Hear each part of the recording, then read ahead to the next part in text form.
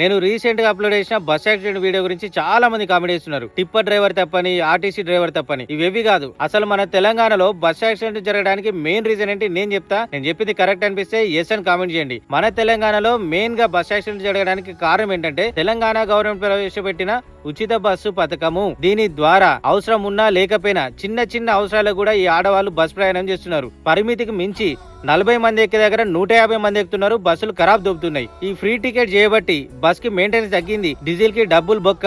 ఒక్క బస్ కూడా ఫిట్నెస్ లేదు. ఎక్స్పర్ట్ డ్రైవర్లను పెడితే జీతాలు ఎక్కువేయాల్సి వస్తాయని చెప్పి జూనియర్లకు ఛాన్స్ ఇచ్చిళ్ళు. ఈ ఫ్రీ టికెట్ చేయబట్టి అసలు ఆర్టీసీ మొత్తం నష్టాల్లోనే ఉంది. ఇదంతా జరగడానికి కారణం ఏంటి? తెలంగాణ గవర్నమెంట్ ప్రవేశపెట్టిన ఫ్రీ బస్ టికెట్ మాత్రమే. దీని ద్వారా ఇలాంటి నష్టాలే జరుగుతాయి. అసలు అవసరం ఉన్నా లేకున్నా చిన్న చిన్న వాటికి కూడా బస్ ప్రయాణం చేస్తాను. 40 ఎక్కే కాడ 150 మంది 100 మంది ఇట్లా ఎక్కి ప్రయాణం చేస్తాను. బస్సు ఉంటుందా? మొత్తం ఖరాబ్ దొరుకుతుంది. దాన్ని మెయింటెనెన్స్ చేపిద్దామంటే ఆర్టీసీ నష్టాల్లో ఉంటుంది. ఎక్స్పర్ట్ డ్రైవర్లను పెడదామంటే ఆర్టీసీ నష్టాల్లోనే ఉంటుంది.